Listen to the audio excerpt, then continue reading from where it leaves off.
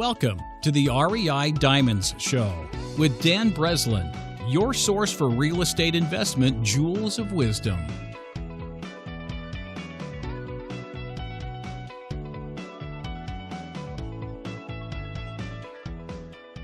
Welcome to the REI Diamond Show. I'm your host, Dan Breslin, and this is episode 115 with Dan Schwartz on managing off-market investor deal flow using Investorfuse and Podio.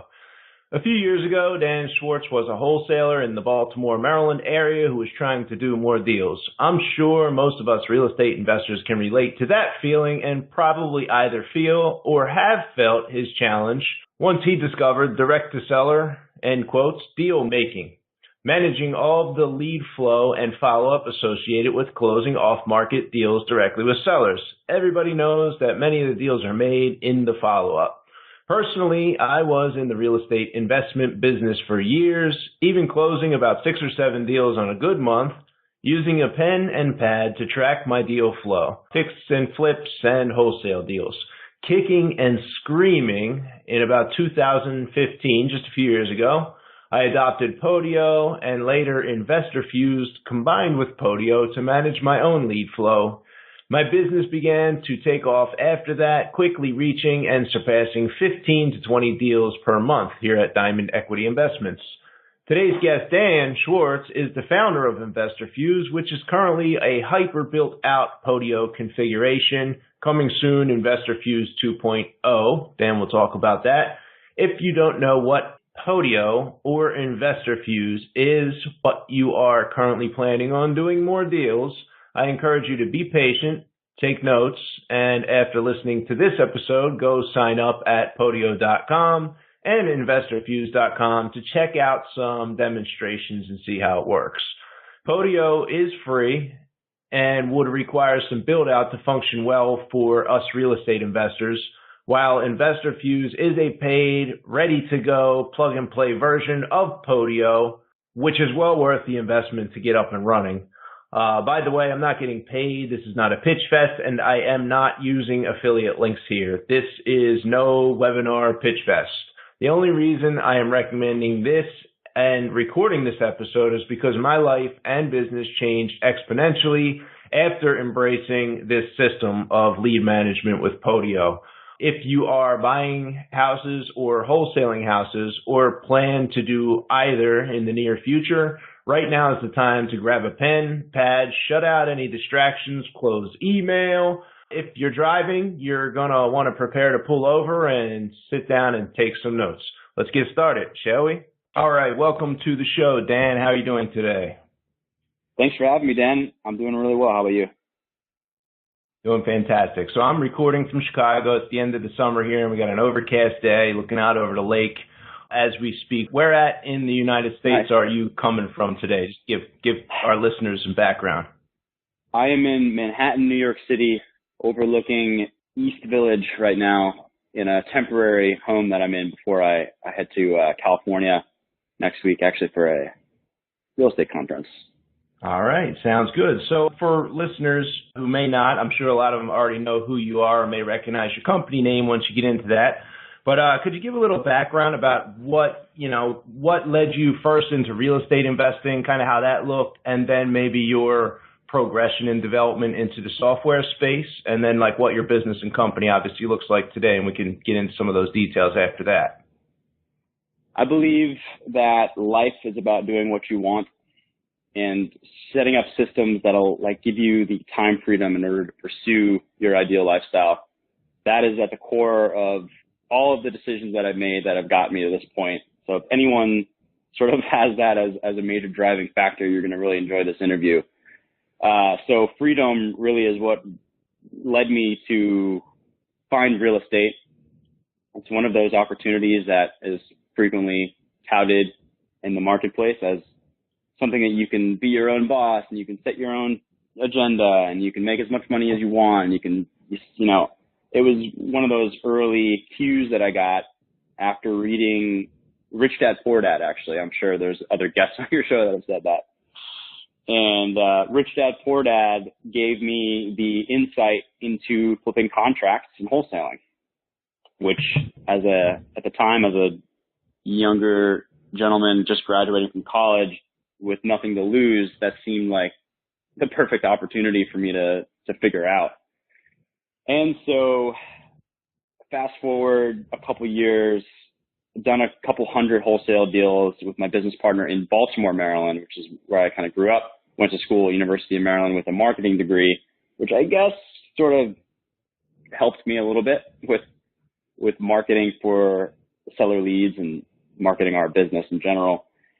And I learned very quickly that you could be the best deal maker, negotiator, due diligence, rehab evaluator in the whole marketplace. But if you have crappy systems on the front end, if you don't have repeatable process to handle your incoming leads and opportunities and follow up with people and all the unsexy sort of admin-y business systems that are required if you want to scale this business, I realized if you didn't have that, then you're pretty much going to go out of business pretty quickly. Brute force can only take you so far before you burn out. Ask me and my business partner how we know. So, at the time, it was after the REO business sort of died out. We were the REO kings in Baltimore for a good amount of time. And then we were forced to change strategies into direct to seller, finding the distressed sellers, getting them to call you, direct mail. We even did some PPC really early on and just got really good at generating the leads. And that wasn't the problem. The problem was we were getting phone calls from sellers that were saying, hey, if you got back to me earlier, I would have sold you the deal. Another wholesaler actually just put it under contract. Once that happens once or twice, it gives you the kick in the pants that you need to really knuckle down and figure out a repeatable process for handling your leads and doing it in a way that you can step out of that role a little bit and actually get back to like the reason why you got into business in the first place. There was a couple of years there where we were just in the office, just brute force Excel spreadsheet tracking leads, and it was just, it wasn't enjoyable. We kind of lost the joy of doing deals. Sure, it's awesome to make money, but the point of this business is to own your business and not to own a job of you having to flip houses all the time. So that whole mentality is what led me to create solutions for people using existing software solutions. A lot of you, including you, Dan, are familiar with Podio. Podio is a project management tool that the industry has customized and tweaked to work for wholesaling and, real estate lead management. It has its pros and cons. Its flexibility is one of the major reasons why a lot of people are using it. But we've since kind of actually are stepping away from Podio so that we can create our own solutions based on what our members actually need. And fast forward 3 years, and now our Podio service company has manifested into our own standalone software platform that helps real estate investors really build their business around time freedom. We go all in on that front end lead management, capturing all your property seller lead opportunities and predictably walking each of those opportunities through your seller pipeline until as many of those things get under contract as possible. So it's a super well thought out process that any team can adopt, no matter how big you are. It automates your follow up, and it's a big time saver. That sort of is what drives our whole mission, is just freeing up people's time so that they can get back to having fun and doing deals and living their life. So that's my, I don't even know how long that took, but that's my 10-minute intro. So it's pretty interesting here. I'll share little pieces of my story. A lot of the people who are probably listening to the interview right now are probably listening because they found Dan Breslin, they found the REI Diamond Show, maybe through the podcasting area and referrals, but more than likely they're on one of my buyers lists in one of the markets, and they've only started to pay attention after they've gotten a deal a day, a new deal each day email for like a week, 2 weeks, months, sometimes years on end. And they're like, wait a minute, this is, this guy's actually sending his own deals out. These are not like, oh, we're wholesaling everybody else's deals and we're putting 5,000. This guy is doing a lot of deals. And like we have a marketing budget that exceeds $100,000 per month now. As anyone can imagine, we generate a few hundred leads every month. Just last week alone, we closed like $300,000 in net profits from properties that we sold, flipped, assigned.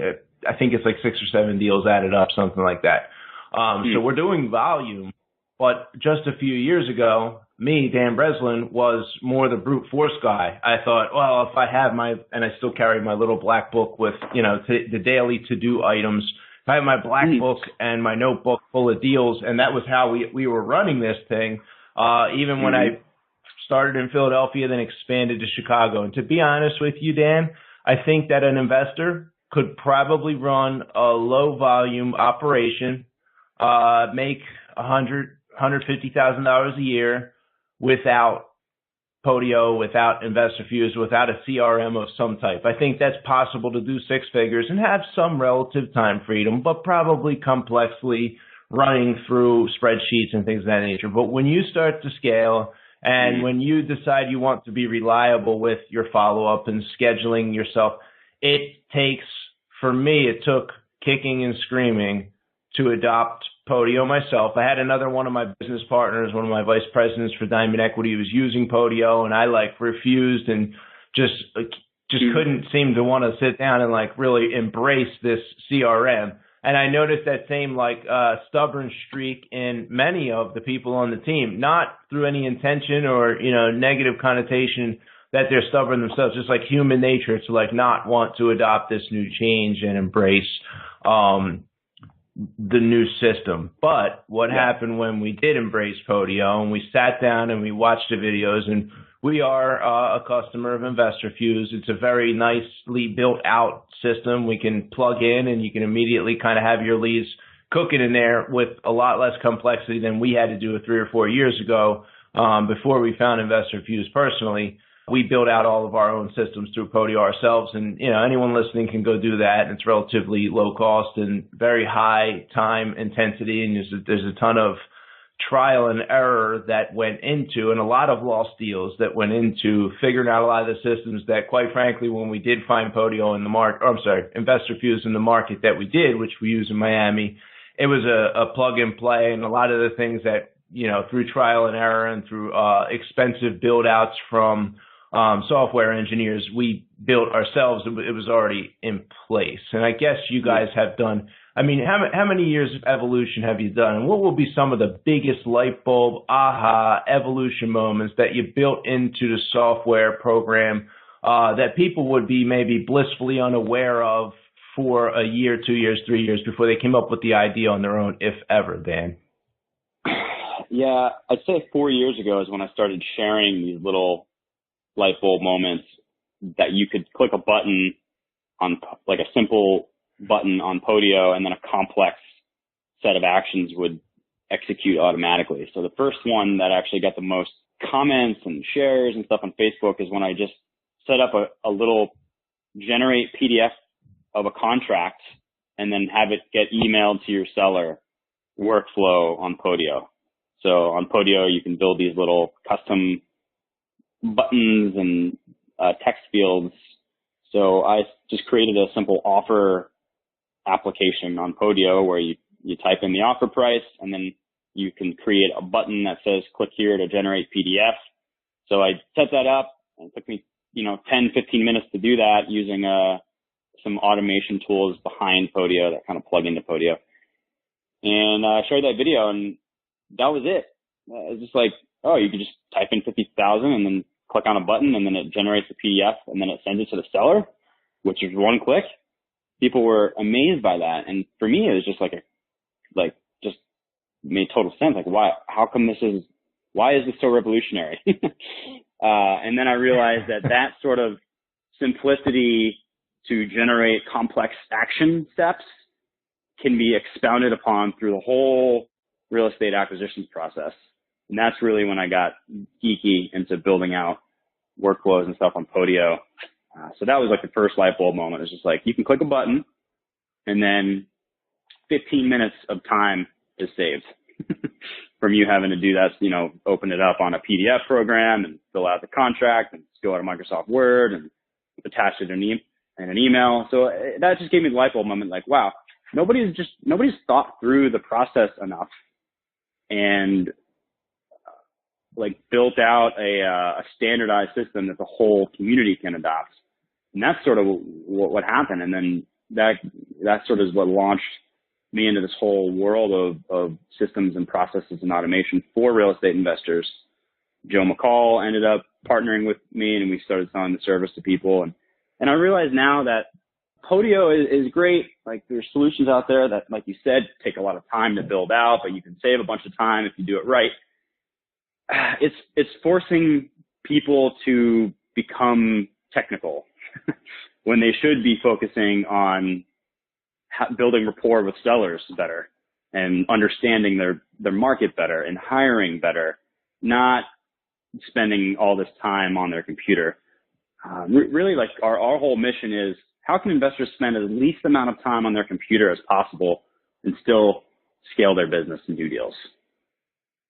And that's the challenge that we're using technology to build in order for people to actually spend less time on a computer. If that makes sense. I agree 100%. I remember spending, at least in the early days, back in 2006, 2007, I would sit there and put together the email and try to figure out the wording for the email. And then I'd put together the contract, and I had a Word document contract. I still have it today, and I still adjust that myself. I feel like I'm blessed to understand, not like I'm practicing law or have a law degree, but at least understand, how the clauses function and a lot of stuff. So sometimes I still put them together on my own when I want them to function in a specific way, and they're not all one size fits all. But in the early days, I spent an hour and a half, like writing this hour up and writing this offer up and sending it over to the seller for them to consider, maybe sign, maybe not, whereas click of a button in Podio. And we don't do this on every lead. There's a time and a place, and timing, is one of the things that you mentioned, Dan. You need to be understanding the depth of the negotiation and the timing of when is it the right time to send the contract over? When is it the right time to click the button and generate the contract? Is that supposed to be done right after the initial phone call with the seller? Is that supposed to be done? You figure out that there's a different time and place in almost every deal when the right moment would come to put that in front of the seller at that time. Focusing on those kind of things, sure, is way more valuable. So one of the things we ran into early on, I feel like I have the answer to this, but I know that a lot of people investing time listening to us have this conversation right now, Dan, would be considering, okay, here's Dan Breslin sending $100,000 in advertising out. So that's tons of letters, 100,000 letters plus, tons of Google pay-per-click, Facebook ads. I write about it in my book. It's no secret. You just have to dig in there and figure out your own message and make the investments. But the problem comes if somebody comes to the table and has $10,000 or $20,000 they're prepared, or even $1,000, $2,000 they're prepared to invest in marketing for seller leads. In the beginning, you can take the calls, but as you start to scale, what is the best solution for handling incoming calls, in your opinion, Dan? Answering all of the phones. Answering the phones. Don't send them to an automated voicemail system. Don't have someone with an Indian accent answer the phones. Have someone, like the non-shortcut way to do this is to have someone in your local market that is friendly, personable, understands the market without being like a negotiator or closer, that can build that initial rapport, represent your company and your brand well, collect that information, determine if there's any motivation at all, if it's a need to sell versus a want to sell situation. If it's a need to sell, set the appointment. If it's a want to sell, maybe just set a follow-up task to research the property. And if it's like a really hot property, then maybe you want to set the appointment.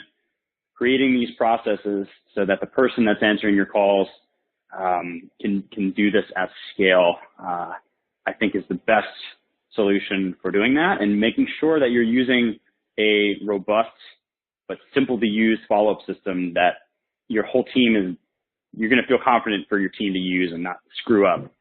Your CRM is like an insurance policy on your $100,000 that you're spending per month. If you don't have a really good follow-up system, you have no insurance on this marketing spend. You have no way to track. You have no way to optimize your campaigns. And you're likely going to be losing a lot of deals to your competitors who have a better follow-up system.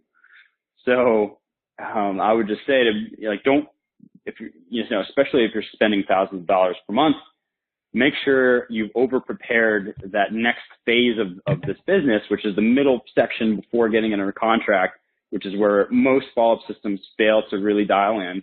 It's the least sexiest part of this business. It's the capturing of the lead, the qualification of the lead, the due diligence of the lead, and then the follow-up of the lead. That is those are the four things that every CRM makes it hard to figure out. And that's kind of what we've obsessed about the most, because we realize that that's like an 80-20 leverage point, that if you get that right in your CRM, it's the best sort of form of insurance you can take on your marketing spend. So that's sort of what I recommend. We wrote like an ebook about the 10 commandments of lead management. If you want me to share that with your listeners, I can send that out to people. Yeah, for sure. We'll put a little note in the end here at the end of the interview, and we'll tell everybody how they can get their hands on that. Cool. So I guess the next question, we talked about the light bulb when you're sending out the contract. I'll share one of my, I guess, experiences. So when we actually have a call center handling most of our incoming calls, and they fill out a form, and then that populates into our system. And then we're having to call them back. And I'm right now, I'm on the cusp of bringing that entire thing in-house. I'm just unsure of, do I have to hire one person to sit here answering phones, 5 people, or 25 people? I know it's not 25 people, but I'm mentally mapping out how I can bring that, at least during regular business hours, in-house, so that I can have closer access to hear, to train, and there's no more, random person answering the phone at the call center. It's worked effectively for us. They punch that in, and then we start our follow-up cycle. We normally call them back within, 10 to 20 minutes. We're right back on the phone, but no doubt there is some, there's some lossage there where we don't get somebody back on the phone. In our notes section internally, we probably have on some deals 20 to 30 dated entries of contacts and communications where we hopped on phones with sellers. We at Diamond Equity Investments are adamant. We have, automatic follow-up systems taking place, but there are a lot of deals that look like no motivation on the front end that the partners of mine in each of our markets have worked on and consistently followed up, smelled the opportunity in the deal, had a sense that the deal was going to be made, and continued to invest, 5, 10, 15-minute phone calls, 20-minute phone calls, repeatedly over the course of 6 months, building on the same knowledge and information until we finally get to a deal and close the deal out. So we have, literally 3, 4, 5 pages of notes, a daunting amount for people who would come on and see that stuff fresh in the business. But without, that would have been impossible in Excel spreadsheets. That would have been impossible without the ability to schedule a reminder. This is not some Google Calendar that's got 400 entries in it constantly going off, but it's, it's inside of our CRM with a scheduled follow-up at a certain time popping up and notifying us the right time when we were supposed to call that seller back. And so we here at Diamond Equity Investments, we win on the details. We win on, very strong, very detailed follow-up that's only possible through this kind of a system. Yeah, and to just to sort of piggyback on that, the reason why that works so well for you guys and why that's allowing you to convert these deals is because you're using technology to accentuate the human element of the business, which is like dealing with the emotional state of the seller that you're trying to buy the house from, and making sure that every time you get on the phone, there's a clear record of whatever that state was, how they were feeling, what the situation was, what happened with their family, what happened with the inheritance, what's going on with their lawyer, and all the other personal human subtleties that get weaved into these negotiations. And that is crucial to understand. Like, the point of automation is to actually enhance your ability to connect from a human to human standpoint with all the sellers. And I think you guys going deep on the notes and the sort of qualitative aspects of these deals are how you guys are crushing it right now.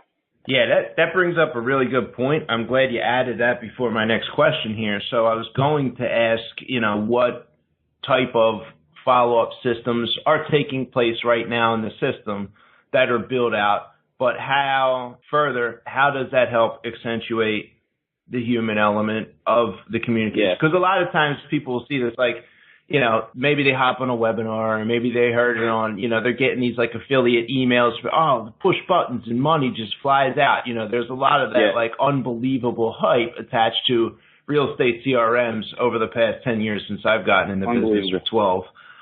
It is unbelievable. And to hear you say that, you know, the goal is to accentuate the human element and enhance our ability to connect with the people on the other end of the deal or the end of the phone. This is a big deal, Dan. These houses we're buying from these sellers, our mission at Diamond Equity Investments is to improve the neighborhoods that we operate our business by buying, fixing, and selling houses and promoting home ownership there. That's our goal. We want to buy and flip houses. It's no secret. We want to help build things up. And this home is these sellers celebrated holidays there. There were babies born in this house. There were birthdays celebrated in these houses. I mean, yeah, we buy houses from investors too, and there's not as much emotion. It's not as big of a deal as those people. But to the people who in the estate sales, you know, their parents passed away. Maybe they grew up in this house. I mean, there's a lot of good memories and emotional baggage. And like for a lot of people, this real estate deal is going to be the biggest deal of their entire life. And so when we get into biggest decision, you know, biggest financial thing, a lot of things going on. They don't want to screw it up. And like, I don't know that a lot of people put enough thought on the other side of the table and, you know, care quite as much as they probably should in guiding that person through that decision. This is not a numbers game to them the way it is to us. I mean, we got hundreds and thousands of leads in our, in our Investorfuse and our Podio accounts, and we're, you know, generating XYZ number of leads every month.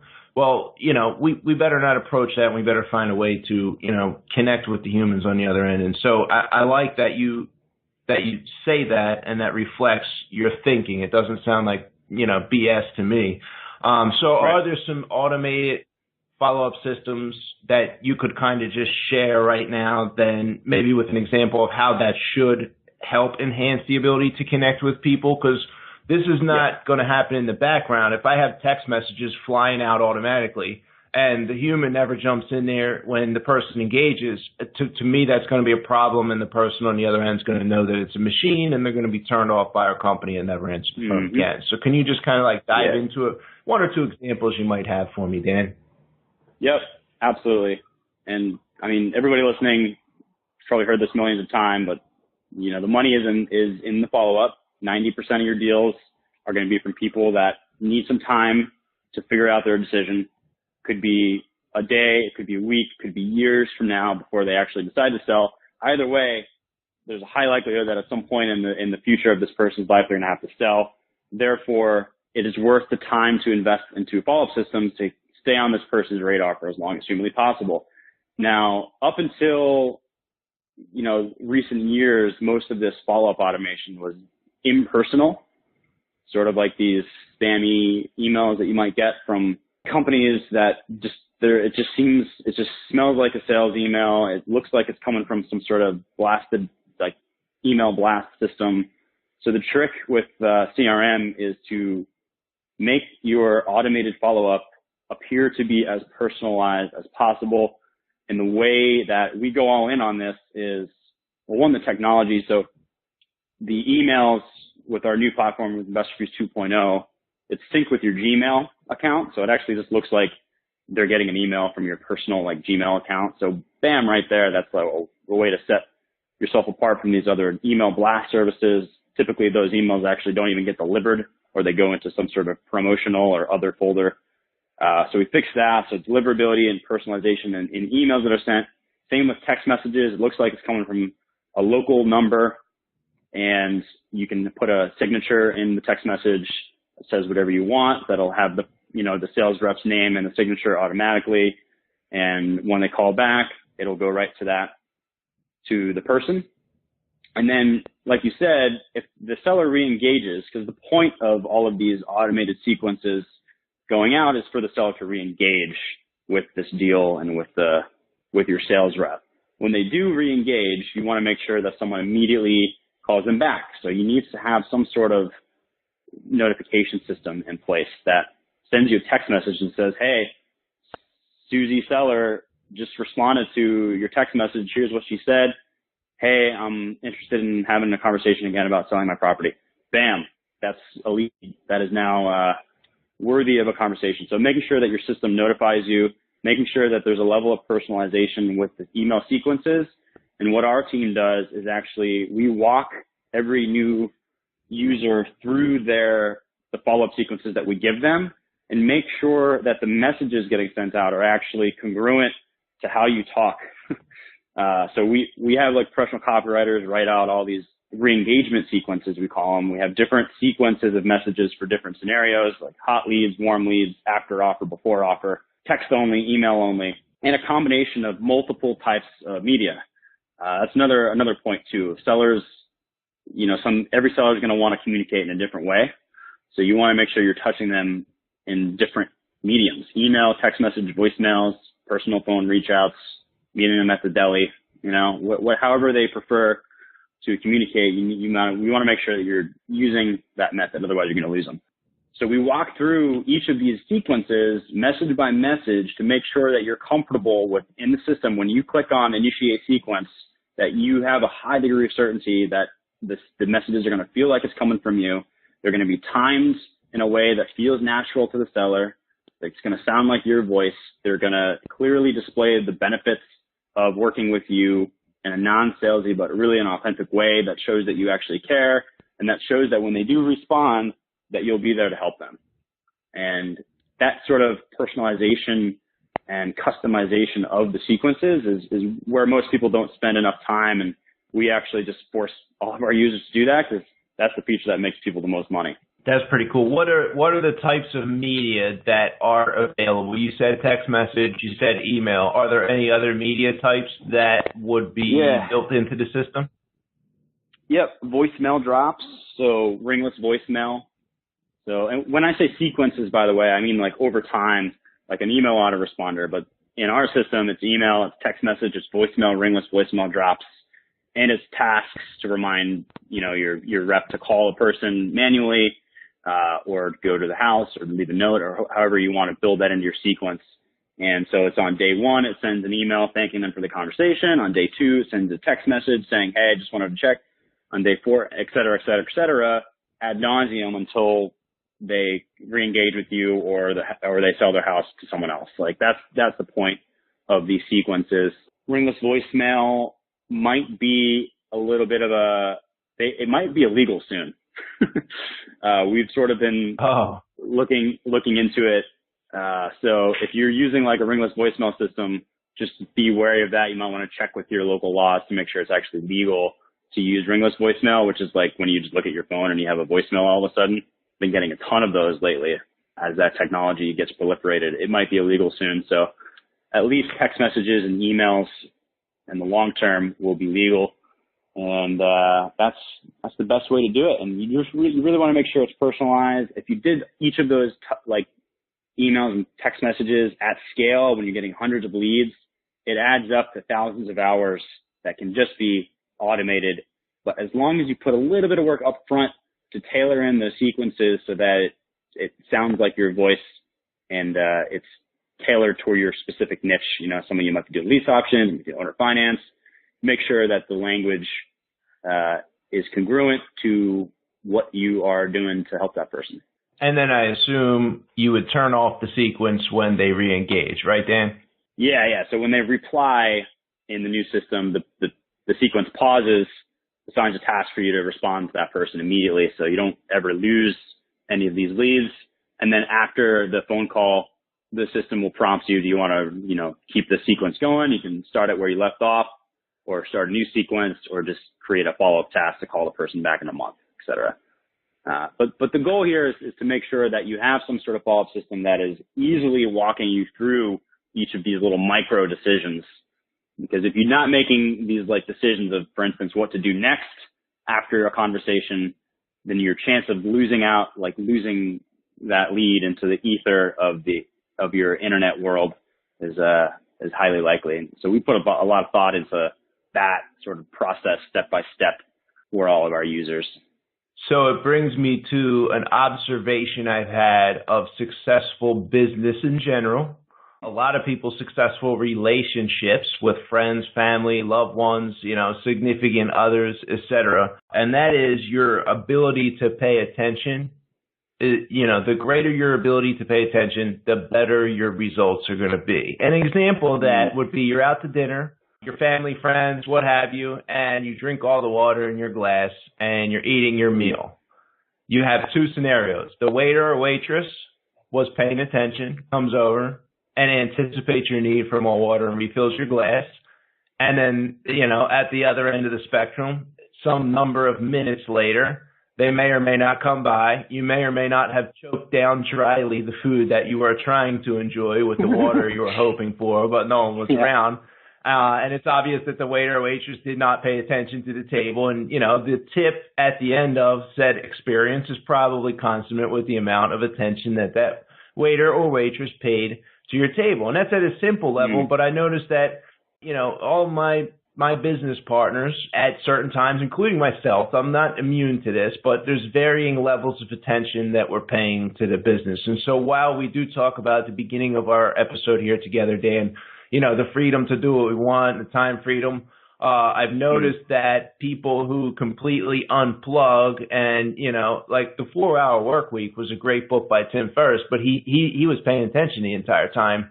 At certain intervals and improving things. So there's a consistent return to paying attention to the details of the business and like an embracing of complexity that I know that when my business partners, myself, when I'm paying more attention, when I'm okay with how complex, these follow-up systems are that are running, and when I'm there to engage with the seller at that moment when they re-engage. If I miss that and it's 8 hours, 10 hours, or I miss it for 2 days, and another text message goes out to that same seller later in the cycle or another voicemail, the seller knows it's automation and they're done with it because I wasn't paying attention. The glass of water was empty and the seller had to choke on their food, basically. And it's like there's been a lot of, being able to focus, being able to pay attention, being able to improve things, being able to be in the moment.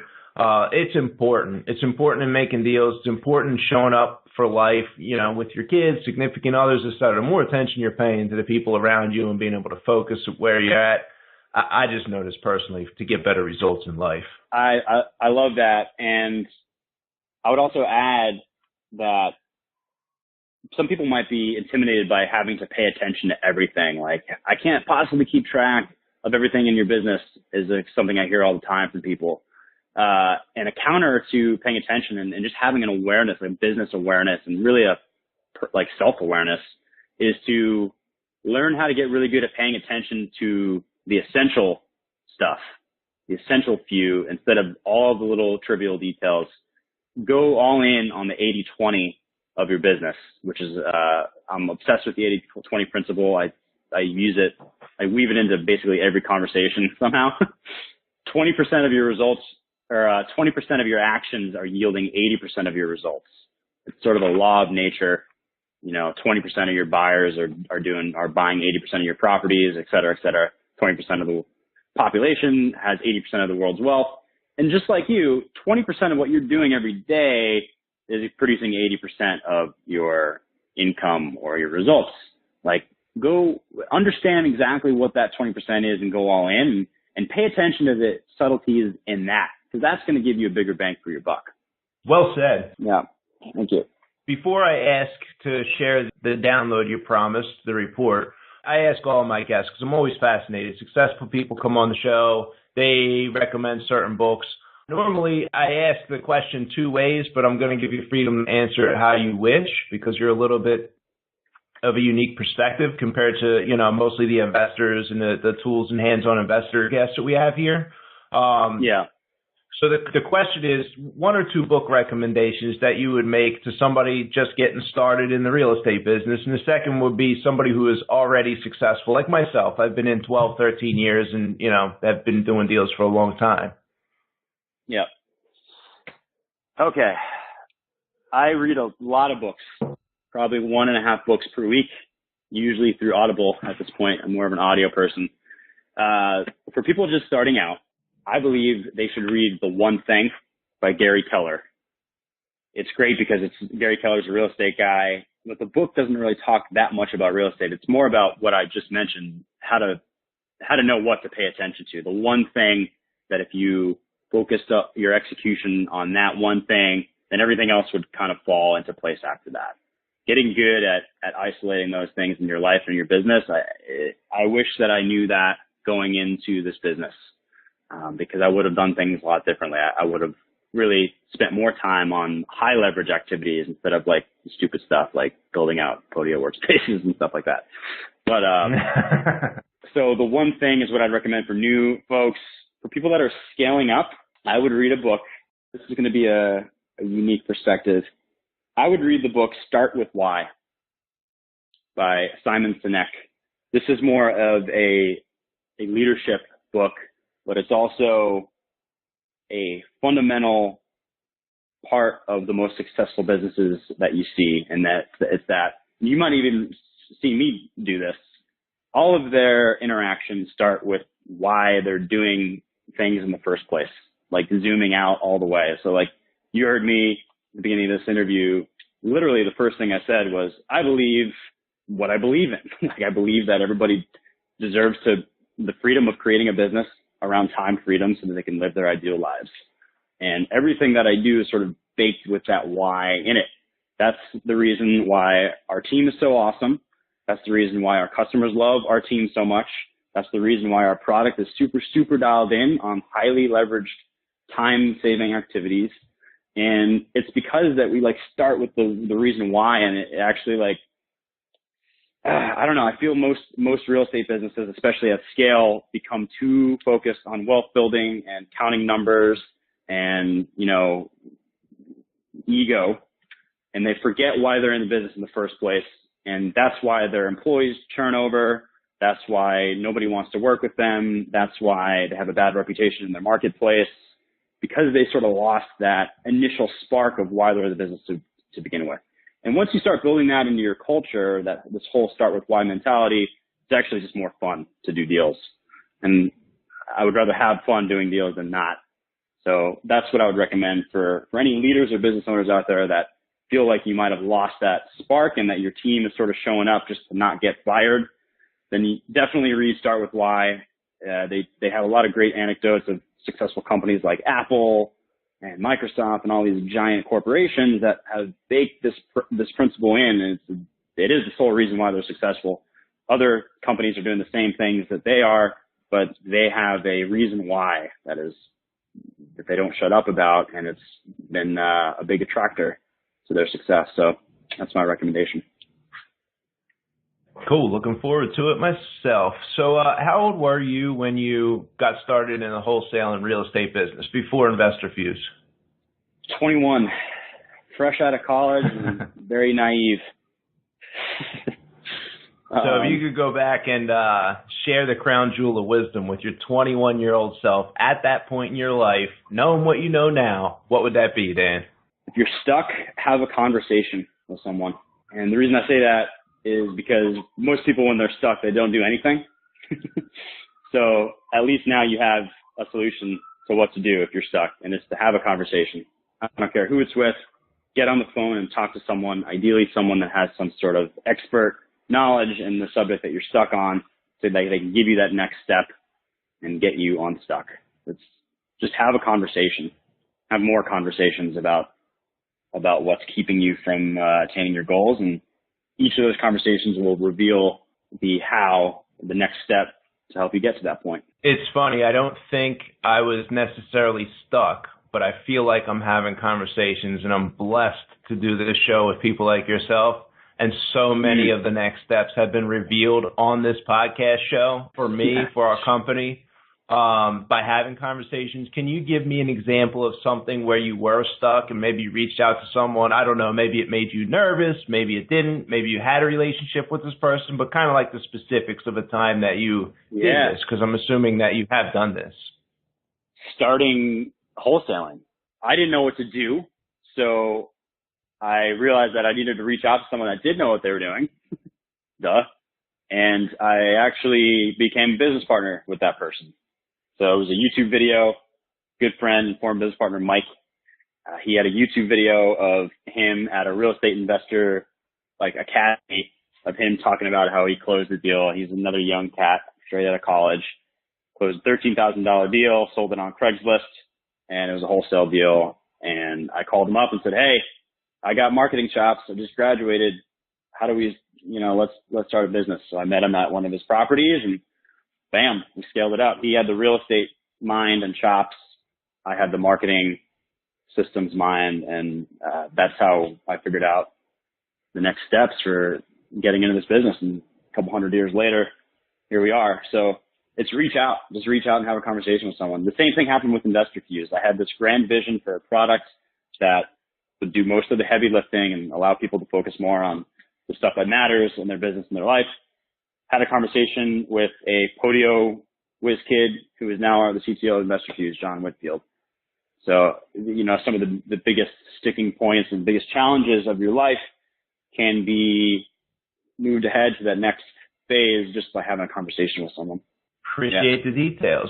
We have a lot of people on my team right now who actually are Diamond Equity team members for that same reason. They reached out, didn't know what they were doing, trying to wholesale other people's wholesale deals, and eventually they kept coming around, and here we are years later running in some very successful markets around the country, done a lot of good things together. So Dan, as we wrap up here, you mentioned that report. I don't remember the name of it, but what was do you have a URL or anywhere someone could get more information about you or the company? Yeah, absolutely. So the company is investorfuse.com, spelled F-U-S-E. If you just go to investorfuse.com, you'll actually see the opt-in to download what's called the 10 Commandments of REI lead management. And it's basically, these are like the rules that all of our top performing, six-figure a month flippers all wouldn't live without. We put it together in a nice, succinct format for you to check out and make sure that you have this integrated in your business. And if not, you should have a conversation to figure out how, or check out Investorfuse. The system is best to use for people that have a lot of inbound opportunities that are trying to scale, that might have a team. If you're just starting out, I would recommend just focusing on getting that first deal and understanding the process of buying and selling and transacting real estate before you start investing into systems and stuff. So, check it out at investorfuse.com. You can download that report, and then you can email me personally if you ever wanted to chat or have a conversation. Dan at investorfuse.com is the best way to reach out to me, and there's a ton of resources and blogs and epic how-to guides on that website as well, totally for free. Cool. When do you think the Investorfuse 2.0 version will be released? Well, it is currently in beta. We have a whole sold-out wait list of folks that are currently onboarding. Once they're done getting onboarded, we're going to open it up to the public this fall. So fall of 2018, that is when we're going to relaunch it. So if you download that free report, you'll get all the updates and everything. And at some point, you're gonna hear about it. It's pretty epic. All right, cool. Well, that brings us to the top of our time together here. Hey, Dan, I really appreciate you blocking out all the distractions from your busy day and coming to us from New York City to spend this time with us. I thank you for coming on the show. Thank you, man. Props for all you do, and keep crushing it out there. Appreciate you having me. And thank you for tuning in to this episode of the REI Diamond Show. Keep an eye out for the next episode. We have Matt Skinner, author of The Dealmaker's Manifesto, joining us discussing deals ranging from commercial real estate development, a $100 million multifamily portfolio, to his latest project, two separate new construction, $27 million homes. That's $27 million per house, each house, on the Pacific Ocean in Orange County with a deep water dock big enough for a 100-foot mega yacht. You definitely don't want to miss that one. Are you interested in a pre-release of the next episode before the email goes out on Saturday? If so, please subscribe on YouTube or one of the other podcasting apps, including iTunes, Google Play, or Stitcher.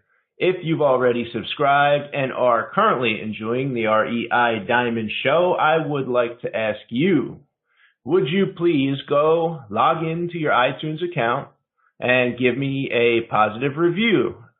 You would probably have to log in on a desktop or laptop to leave that review.